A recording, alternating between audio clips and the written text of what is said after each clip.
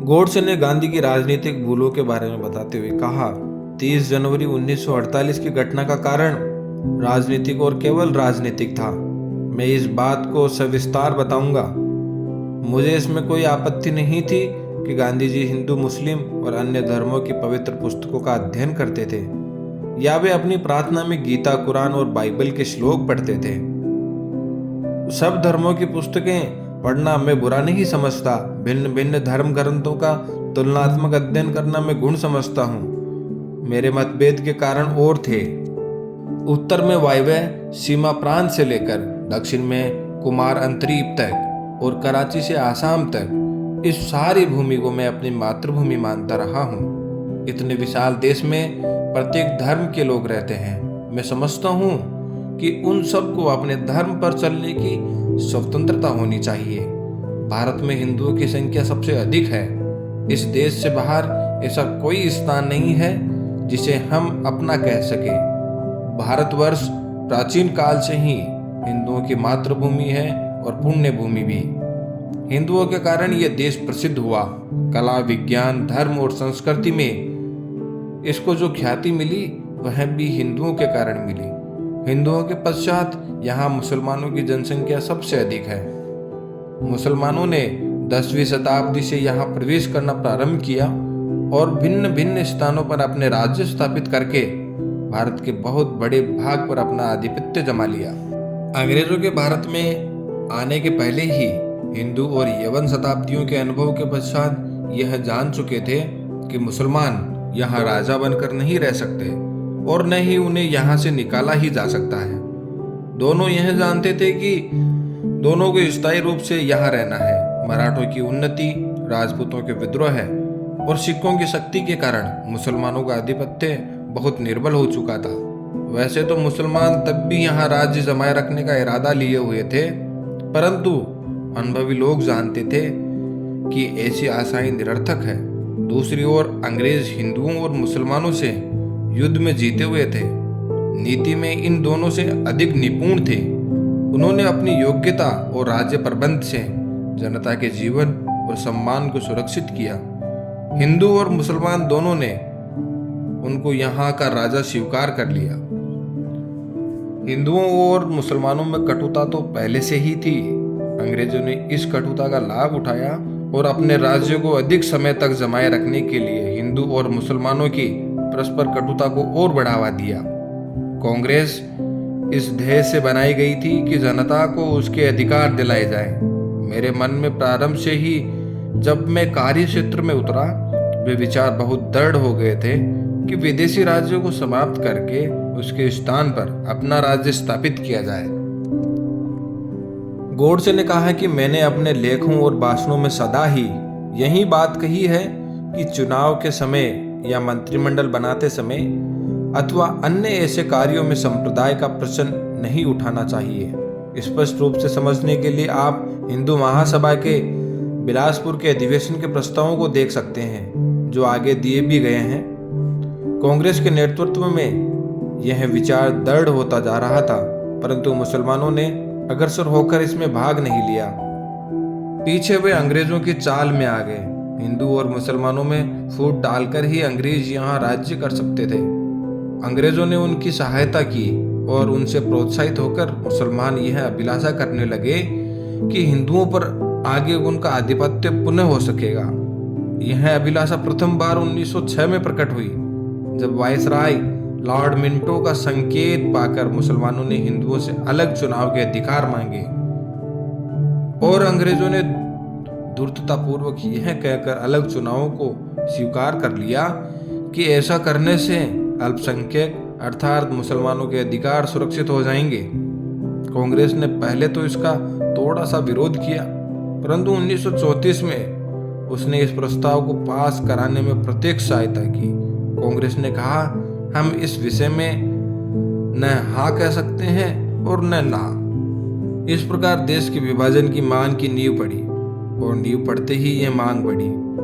जो प्रारंभ से जरा सी बात थी, उसने अंत में पाकिस्तान का रूप धारण कर लिया। वास्तविक गलती तो यह हुई कि हम सब ने यह सोचा कि किसी प्रकार सब मिलजुल कर अंग्रेजों को निकाल दें। फिर आपस में मतभेद स्वयं ही मिट जाएंगे। सिद्धांततः मैं चुनाव के अधिकारों के विभाजन के विरुद्ध था, परंतु हमें उस समय यह सहन करना पड़ा। फिर भी मैंने इस बात पर जोर दिया कि दोनों जातियों की संख्याओं के अनुसार ही सदस्य लिए जाएं।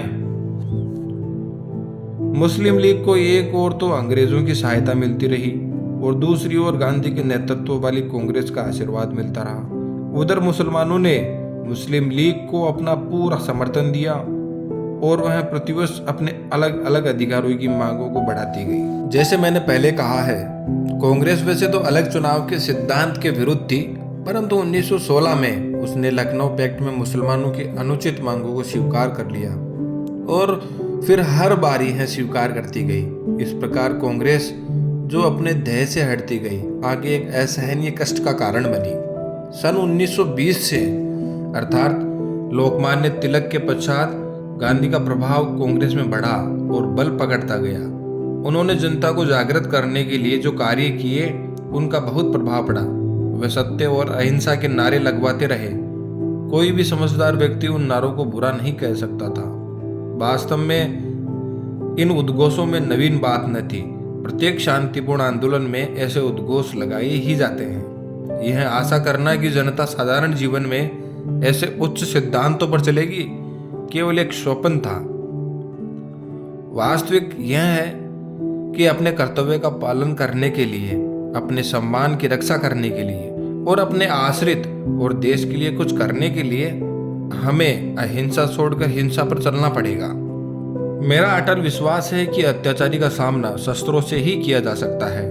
अत्याचारी शस्त्रों का शस्त्रों से दमन करना मैं पवित्र समझता हूँ। श्री रामचंद्र ने सीता को मुक्त कराने के लिए रावण को मारा। श्री कृष्ण ने कंस के अत्याचारों का अंत करने के लिए कंस को मारा। महाभारत में अर्जुन को भी बहुत ऐसे व्यक्तियों को मारना पड़ा जिनमें उनके बहुत से निकट संबंधी थे। यहाँ तक कि पूजनीय भीष्म पितामह को भी मारना पड़ा, क्योंकि वे अत्याचारी के पक्ष में थे। यदि कोई राम कृष्ण अर्जुन को हिंसक समझता है तो उसको मानवता के सिद्धांत का ज्ञाता नहीं कहा जा सकता। ऐसा कहना चाहिए कि उसे संसार की कार्य प्रणाली का ही ज्ञान नहीं है। वह छत्रपति शिवाजी की ही वीरता थी जिसने भारत के यवनों के अत्याचार को रोका।